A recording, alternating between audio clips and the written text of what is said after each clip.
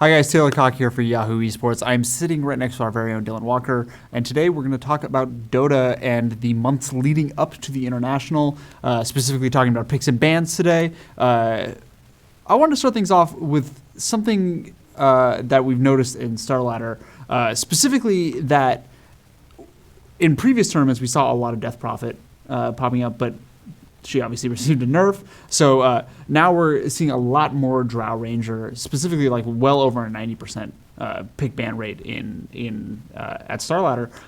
Why do you think that is? Why is Drow becoming such a popular pick in these weeks? Well, I wouldn't say that like Drow has replaced Death Prophet by any means. Like they play two very different roles. Like Death Prophet's more for sieging, and if she doesn't have her ultimate, she's kind of basically taken offline altogether. Drow Ranger is a great auto attack hero. She provides a lot of utility with her silence, with her slow, and I think that she's probably one of the safest picks.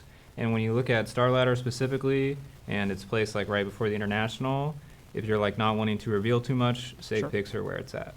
Yeah, and it seems that a lot of teams are really hiding a lot of their strategies going into the International, specifically in the fact that they're not really pulling out anything that seems to be crazy strong. Obviously, Drow is super popular right now, but she doesn't seem to necessarily take over the game like a lot of the more traditionally meta picks have been happening. How do you think that?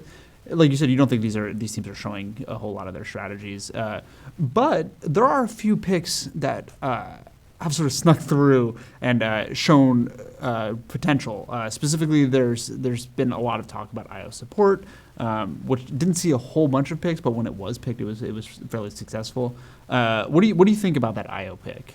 I mean, IO was in a majority of the games in the Starladder finals. I think he's also a very safe pick. If it's a he, I'm not really sure. He's just like a ball. It's a wisp. A wisp, yeah. Quite literally a wisp. But he's great. His relocation for fights is obviously kind of like game-breaking sometimes. And I still think that out of the heroes that we saw at Starladder, IO will actually see a lot of play at the International, if I had to guess. And there does seem to be a renewed focus around Roche. Especially, you're seeing a lot more in the Vision game, specifically with the ever-popular Beastmaster pick. He is a hero that can provide a ton of vision, as you are so apt to point out so often. And it seems that people are really going to be focusing a lot more around that Roche, especially when you see some of these longer games happening, teams farming up, getting Roche. Yeah, I mean, the trend now is that you win a team fight, whereas back in the day you might be more inclined to push a tower, push a lane, but now it's like win a team fight. Oh, we got it for Roche. Like Roche has become priority, I think. Especially with some of the stronger siegers like Death Prophet sort of falling out of the meta. So what are some? Finally, what are some of the things that you're most excited about going forward here?